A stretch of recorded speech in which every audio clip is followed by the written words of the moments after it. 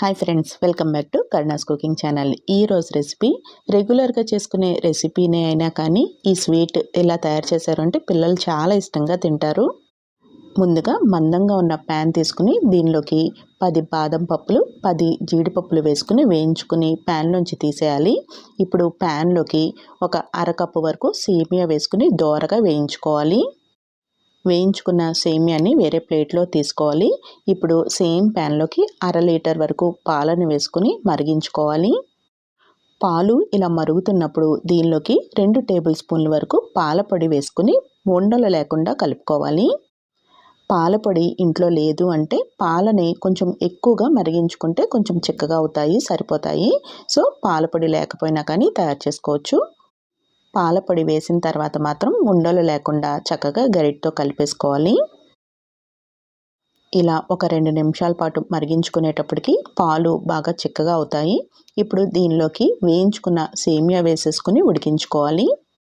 సేమియా వేసిన వెంటనే ఒకసారి ఇలా గరిటతో కలుపుకుని మూత పెట్టుకుని ఉడికించుకోవాలి. సేమియా మెత్తబడిందో లేదో మధ్య మధ్యలో మూత తీసి చెక్ చేసుకుంటూ ఉండాలి.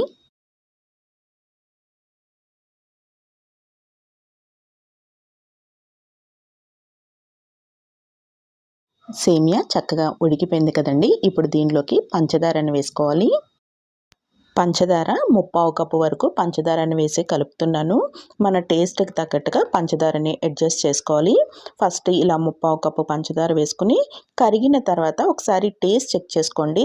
సరిపోకపోతే ఇంకొంచెం పంచదార వేసుకుని కలుపుకోవచ్చు.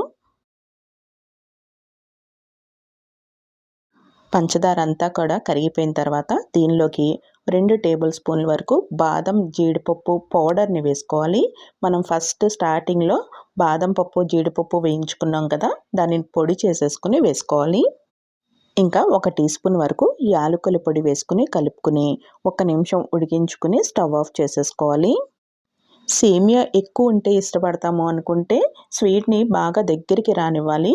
లేదు కొంచెం పాలు ఎక్కువగా ఇష్టపడతాము అనుకుంటే కొంచెం పలచగా ఉన్నప్పుడే స్టవ్ ఆఫ్ చేసేసుకుని చల్లారనివ్వాలి. ఇంకా మౌల్డ్స్లో వేసుకోవడానికి నేను ఇలాంటి కప్స్ని యూజ్ చేస్తున్నాను. కప్స్ తీసుకునేటప్పుడు అడుగున సన్నగా పైన కొంచెం లావుగా ఉండే విధంగా చూసుకోవాలి. అడుగున లావుగా ఉన్న కప్ తీసుకుంటే మనం డీమౌల్డ్ చేసేటప్పుడు లోపల నుంచి బయటికి రావడానికి ఈజీగా రాదు. అందుకని అడుగున సన్నగా ఉన్న కప్ తీసుకోవాలి. ఇప్పుడు చల్లారిన స్వీట్ని కప్స్లోకి ట్రాన్స్ఫర్ చేసేసుకుని ఒకసారి ఇలా స్పూన్తో పైన అంతా కూడా ఈవెన్గా స్ప్రెడ్ చేసేసుకుని పైన అల్యూమినియం ఫాయిల్ని పెట్టుకోవాలి. ఇప్పుడు అల్యూమినియం ఫాయిల్కి కొంచెం హోల్ చేసుకుని ఐస్ క్రీమ్ స్టిక్ని పెట్టుకోవాలి. ఇదే విధంగా మిగిలిన వాటికి కూడా స్టిక్స్ పెట్టేసుకుని డీప్ ఫ్రిడ్జ్లో 6-7 గంటల పాటు ఉంచుకోవాలి.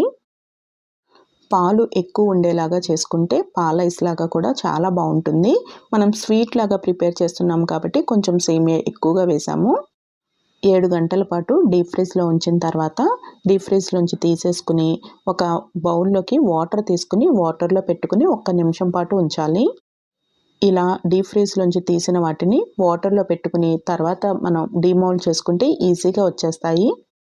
డీప్ ఫ్రీజ్లోంచి తీసిన వెంటనే స్టిక్తో లాగాము అంటే పుల్ల బయటకు వచ్చేస్తుంది, కానీ మనకి కుల్ఫీ లాగా రాదు. అందుకని కొంచెం చల్లారనివ్వాలి.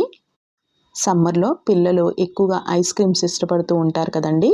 అలా బయట ఐస్ క్రీమ్స్ కొనే బదులు ఇలా ట్రై చేసి చూడండి. పిల్లలు కూడా చాలా ఇష్టంగా తింటారు. సింపుల్గా తయారు చేసుకునే రెసిపీ మీకు నచ్చినట్టయితే మరి కరుణాస్ కుకింగ్ ఛానల్ని సబ్స్క్రైబ్ చేసుకోవడం మర్చిపోకండి. Thank you for watching Karuna's cooking channel.